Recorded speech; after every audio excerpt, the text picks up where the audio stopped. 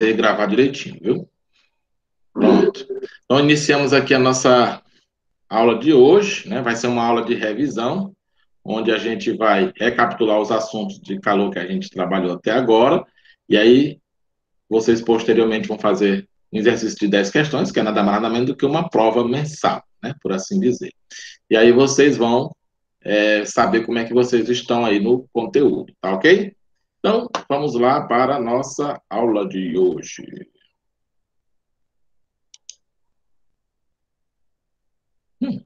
Vixe, Maria, fui abrir outro. Estou já no ponto. Segundo ano. Segundo período. Chegou atrasado, hein? Foi que chegou atrasado aí? Já saiu? Não chegou, já saiu.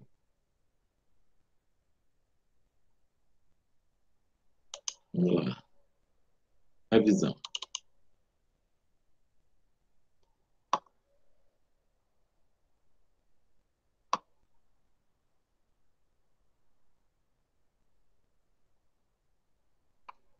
Então, pronto. Está aqui. Ocultar.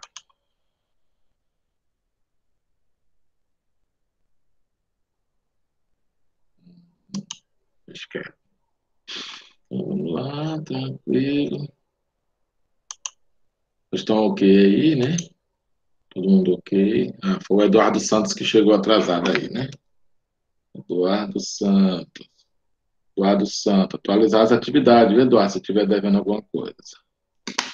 Então vamos lá. Faltando aqui a nossa aula. Então, como eu falei para vocês, vai ser uma aula rápida, bem curta, porque a gente vai revisar as questões da atividade de hoje, que é nada mais nada menos do que a nossa avaliação mensal, né? A gente fechando aqui o primeiro ciclozinho, para depois a gente começar na próxima semana o segundo ciclo, para encerrar o período nesse segundo ciclozinho de conteúdo. E, fé em Deus, a gente vai até no mês de junho aí, lá por volta do final de junho. É isso, pessoal? Então vamos lá para a nossa apresentação. Como eu falei para vocês, né, o convite para as nossas lives das segunda-feiras, às 21 horas, pelo YouTube, continua de pé. Aí eu aguardo vocês para resoluções de questões do Enem, para quem tem aí interesse em ver essas resoluções de questões, né? São vários modelos de questões que são trabalhados no Enem, tá bom? De física. Então vamos lá. Revisão, vamos falar um pouco sobre calor, né? Então a primeira questão aqui é uma questão da FUVEST, né? Fala de um atleta que envolve sua perna com uma bolsa de água quente, que contém 600 gramas de água, a uma temperatura inicial de 90 graus Celsius, após 4 horas, né, ele observa que a temperatura da água é de 40, ou seja, ela baixou. Né? Se ela baixou, a água cedeu calor para a perna. É isso? Então, qual é o módulo da perda de calor? A gente não vai se preocupar com essa história do sinal ser positivo ou negativo. Eu vou querer o módulo, então vai ser o valor positivo. Então, a gente não vai perder muito tempo com essa história. Ele já fala que é perda, perda significa negativo. Então, quando eu peço o módulo, porque eu quero o valor positivo dessa perda. Então, vamos usar aqui a equação do Q-macete, né? Quantidade de calor, né? Que é um calor sensível, né? Massa, vou pegar aqui uma canetinha aqui para facilitar melhor aqui para nós. Aí a gente pega aqui, ó, a massa, pega o calor específico da água e a variação de temperatura da água, certo? A massa da água, o calor específico da água, a variação de temperatura da água. Então, a temperatura mudou de 40 para 50. Então, ela teve aí uma mudança, né? Se você pegar aí 90 menos 40, de 50, certo? 40, né? Menos 90 daria menos 50. Como eu não vou me preocupar com o sinal, a variação é de 50, tá bom? Então, você vai fazer o produto aqui de 600, calor específico 1, variação de temperatura 50. Então, quando você fizer aqui a multiplicação, 6 vezes 1, 6, 6 vezes 5, 30. Então, você tem aqui ó, o 30. Quantos zero você tem aqui sobrando? 1, 2, 3. Então, tem 1, 2, 3. Então, dá 30 mil calorias. Questãozinha simples, que vai ter uma nesse modelo aqui, para vocês usar na nossa provinha de hoje, tá bom? Questão de número 5, não pode faltar essa questão, né? Quando fala de equilíbrio térmico, sempre quando se fala de equilíbrio térmico, a temperatura final inicial se iguala, ou seja, as temperaturas dos corpos se igualam. Se a temperatura dos corpos se iguala, né, eu tenho aqui um corpo A e um corpo B, né? Então, há troca de calor quando as temperaturas são diferentes. Quando as temperaturas se igualam, ou seja, a temperatura de A é igual a de B,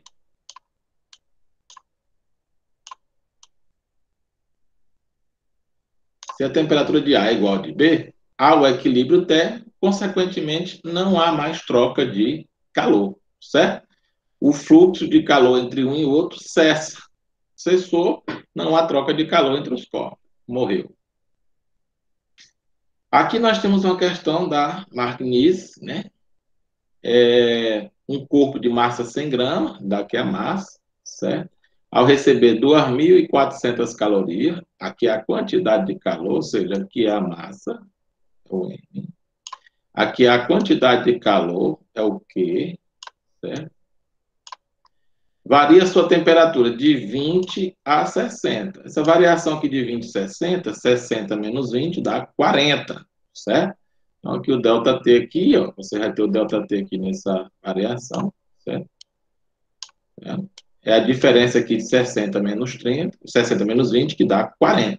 Então, você vai substituir esses valores aqui na nossa equação para calcular o calor específico, que é o que ele pede, né? O calor específico. O calor específico é aquele Czinho pequeno, e o C grande é a capacidade térmica, a gente vai falar daqui a pouco, tá bom?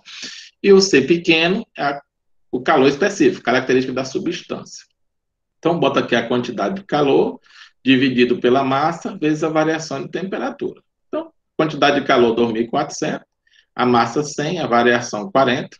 Esse produto aqui dá 4.000.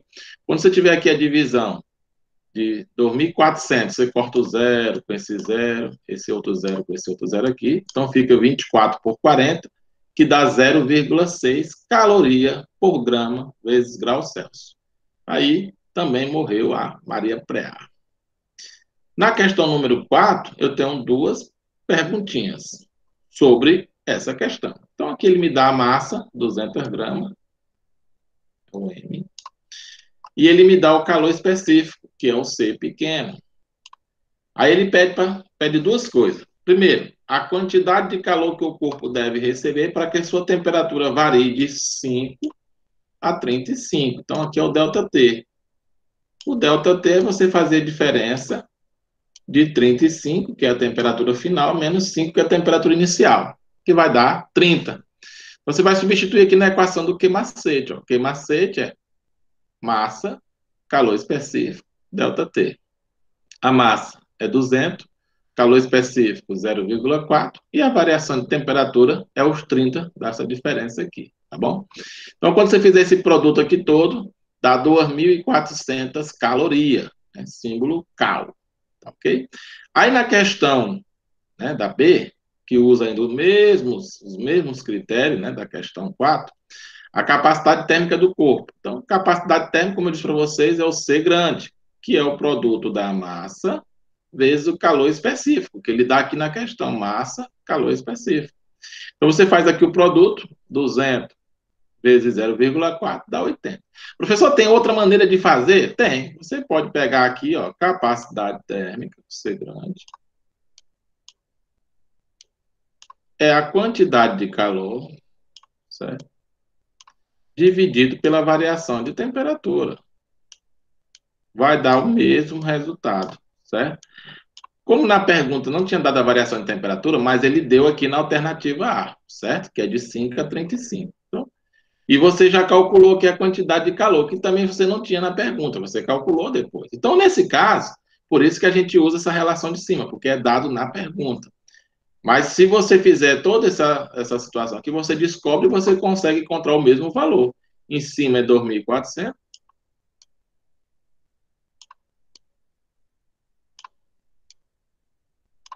E embaixo é os 30. Quando você fizer aqui a divisão, 2.400 por 30 dá os mesmos 80, certo? Por isso que eu fiz a utilização em cima da pergunta e não da resposta da anterior, certo? Dá o mesmo valor, é outra maneira de se fazer. Então, caloria por grau Celsius. Morreu Maria Preá.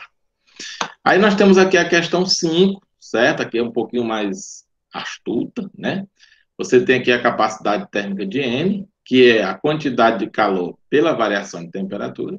Capacidade térmica de N, que é a quantidade de calor vezes, dividido pela variação de temperatura, que é 70. Então, a gente vai colocar aqui, ele quer saber a relação, né, entre M e N. Então, é você fazer a razão entre a capacidade térmica de M e a capacidade térmica de N. Né?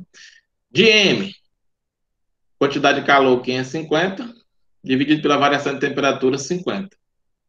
Isso aqui dividido. Quantidade de calor de N, 110, variação de temperatura 70. Aí você vai aqui, ó, dividir 550 por 50, dá 11. Aqui, ó, 11. Aí você corta esse zero com esse zero. Aí embaixo fica o quê? 11 dividido por 7. Então, divisão de fração, conserva a primeira e multiplica pelo inverso da segunda. Então, esse 7 vai para cima.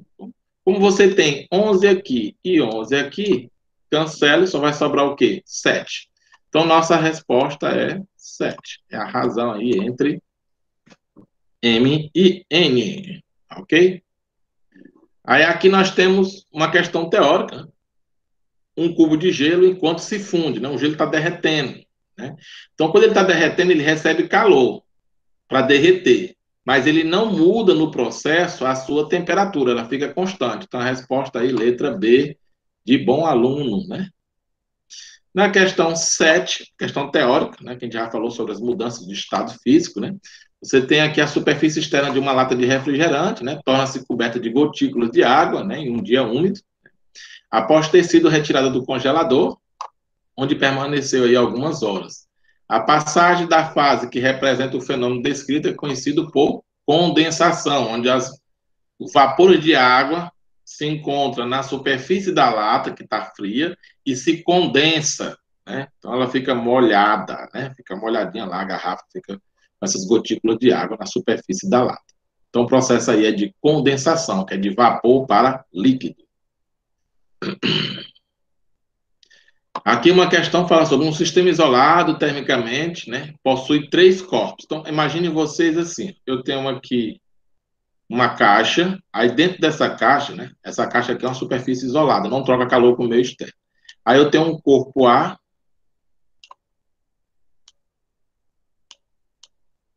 eu tenho um corpo B,